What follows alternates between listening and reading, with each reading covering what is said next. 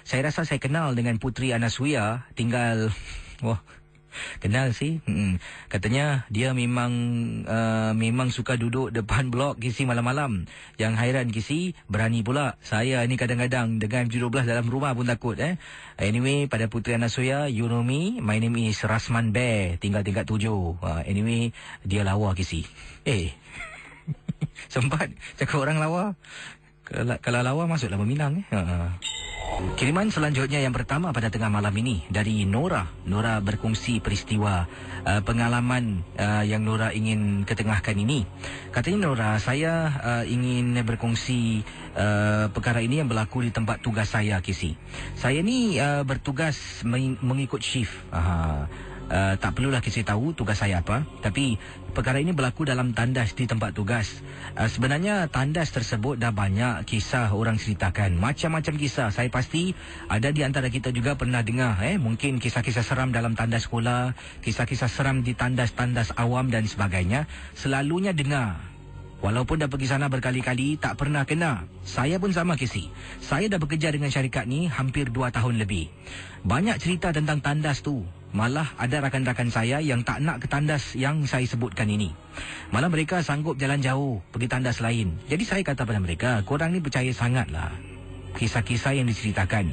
Aku dah 2 tahun dah keluar masuk tandas ni, tak pernah jadi apa-apa. Kawan saya cakap, mulut kau jangan cabul. Jadi Kisi, pada satu malam ni saya bertugas shift malam, saya nak ke tandas.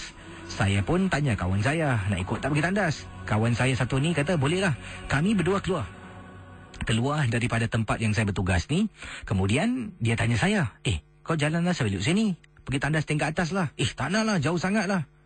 Sini dekat lah. Tak ada apa-apa lah. Saya kata pada kawan saya. Kawan saya kata, aku tak nak. Ni atas lah, please, aku takut lah.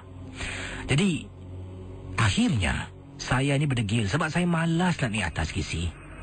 Tandas tempat tugas saya ni di tingkat 4. Tingkat 4. Tandas yang dia nak naik di atas ni katanya berada di tingkat 6. Sebab tingkat 5 pas kita tak boleh masuk, tak boleh tap.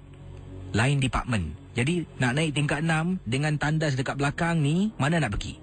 Jadi kawan saya akhirnya masuk dalam, ajak kawan yang lain untuk naik atas. Saya seorang pergi tandas tu. Sedang saya berjalan menuju ke arah tandas, betul-betul di belakang tempat saya bertugas ni, di salah sebuah bangunan, ya. Nama bangunannya tak nak sebut lah. Sebut nanti orang tahu kan. Dari jauh saya nampak ada orang, Kisi. Orang tu jalan. Jadi sebelum masuk tandas tu, jalan dekat koridor panjang sampai ujung, belok kanan baru nampak tandas lah. Jadi tandas tu tersembunyi di sebalik timbuk. Nampak ada orang sedang belok kanan nak masuk dalam tandas. Saya pun buat bodoh lah, jalan masuk tandas. Masuk salah satu kubikel, legakan diri, Kisi. Tiba-tiba dengarlah bunyi orang flash. Sebab saya nampak tadi orang masuk kan.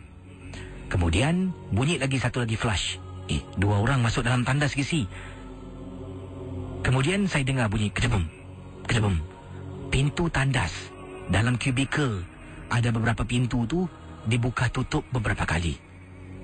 Dan secara langsung meremang bulu rumah saya. Saya masih tak nak fikir bukan-bukan. Saya keluar daripada kubikel, tengok cermin, pintu tandas ada 4. 1 saya di dalam, lagi 3 tu, tiga-tiga Kisi bergerak. Seperti ada orang yang baru keluar daripada pintu tandas tersebut, Kisi. Bayangkan pendengar. Jadi Nora kata, saya pun cuci tangan saya. Tiba-tiba pendengar Ria 897, saya pusing nak jalan. Saya ternampak atas lantai, Kisi. Di atas lantai ada klip rambut perempuan terjatuh. Saya bungkuk.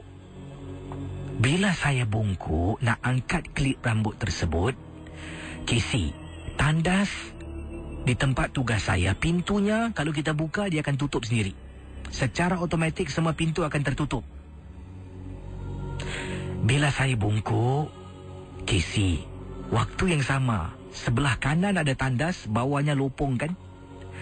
Ada orang sedang menjenguk saya dari bahagian bawah, Kisi. Saya terperanjat. Klip tu saya tak angkat. Saya lari keluar dari tandas. sampai depan pejabat. Bayangkan pendengar Ria 897. Tercungap-cungap nafas saya.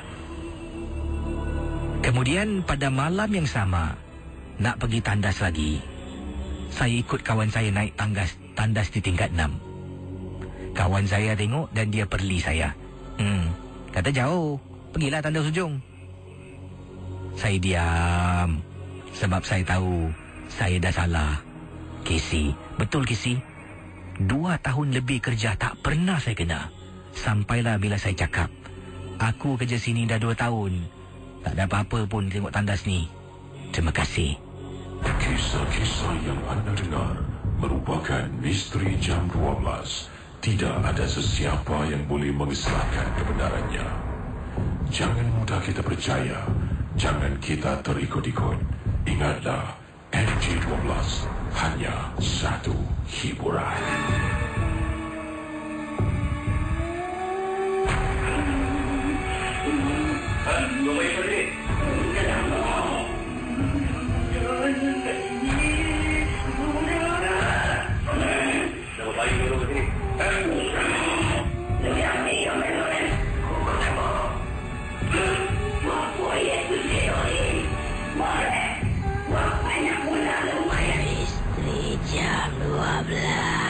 Baik, dari pengalaman Nora, saya ingin kongsi sesuatu. Saya rasa ni mungkin ini minda manusia lah. Kadang-kadang bila kita cakapkan tentang sesuatu yang negatif tentang sesuatu tempat tu, kadang-kadang memang kita tak pernah fikir. Tapi bila kerana kita dah cakap, dah bincang, kawan pun dah takut, mesti setidak-tidaknya kita akan ada perasaan yang macam was-was, curiga, takut pun ada. Jadi dari situlah mungkin kadang-kadang kita terasa macam sesuatu yang berlaku, padahal itu hanya mungkin mainan minda saya. Jadi perkara yang sama pernah berlaku pada diri saya di tempat saya bertugas ni. Ada seorang bekas pekerja Mediacorp lah. Dia kata dia bekerja sini sebagai technician. Saya tak tahulah betul ke tidak. Dia pernah tersempak dengan saya di kantin Mediacorp dan datang sana ada urusan lah. Jadi dia berbual dengan saya panjang, berbual. Dia cakap dengan saya pada hari yang sama tu. Saya jumpa dia sekitar waktu petang hari.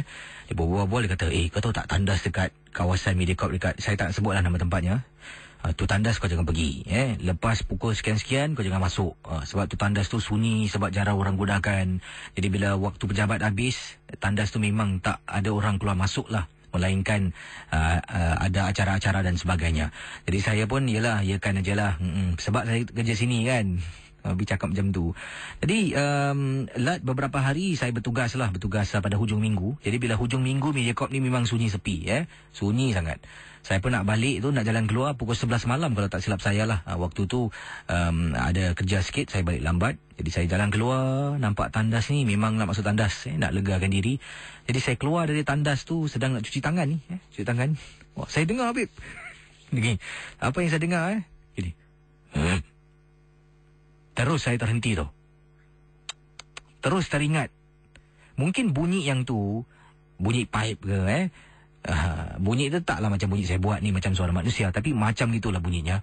Bunyi pipe ke, bunyi pintu ke, ataupun benda kat luar ke yang berlaku, yang berjalan ni. Dah mula fikir cerita yang abang tu cerita pada saya. Dah mula takut sendiri. Baik-baik nak masuk cubicle balik, tarik tissue paper ataupun toilet roll ni tak jadi, baik, keluar dengan tangan basah. Jalan renjih-renjih sajalah. Jadi mungkin kadang-kadang bila kita orang ceritakan, kita akan sedikit sebanyak pun mesti akan terkenang-kenang, terbayang-bayang lah macam tu lah. Jadi kisah dari tadi dikirimkan oleh pendengar kita yang bernama Kak Nora, yang bertugas salah sebuah kawasan di Singapura.